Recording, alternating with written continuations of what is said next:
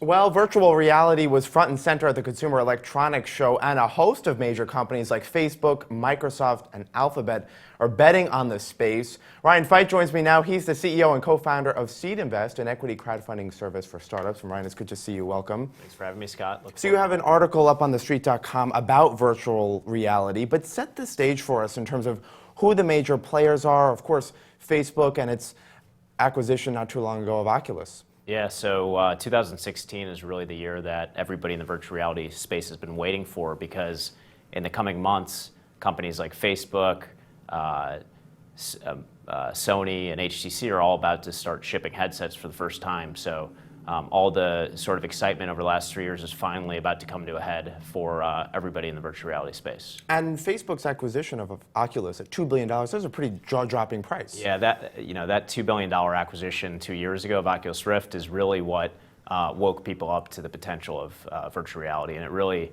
made a statement that this is going to be a big space and that it's a credible emerging space as well. Including Apple, right? I mean, they're now trying to get into this space too. Yeah, if you're any big tech company right now, Google, Facebook, or Apple, you're clearly taking virtual reality very seriously.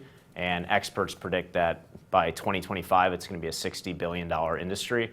And Mark Zuckerberg has said that he believes in the next 10 to 15 years, you're going to see billions of people that use virtual reality every day. So it will take time, but it's certainly going to become a more and more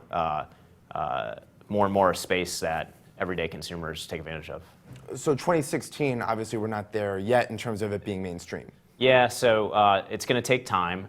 The technology is really about 5 years behind the point where everyday people would be able to use it. So today about 1% of computers could actually power the Oculus Rift headset, and it will probably take 5 years till the average laptop can do that.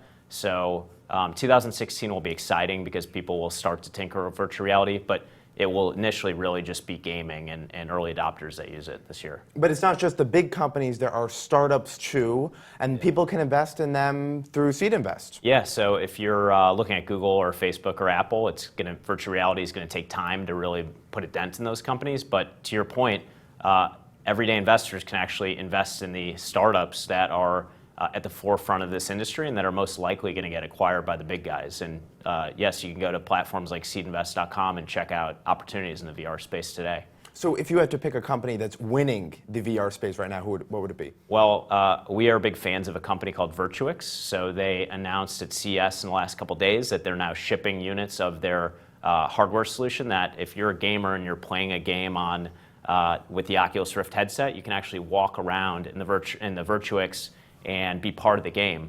And so they're actually about to go out in the next couple months and most likely allow individual investors to own small pieces of the company. And Mark Cuban's even an investor. So as is Seedinvest. And they raised their initial round through Seedinvest 2 years ago. Wow, all right, we'll be watching. Ryan Feit from Seedinvest, thanks very much for coming by. Thanks for having me, Scott. Appreciate it. I'm Scott Gamm, and you're watching The Street.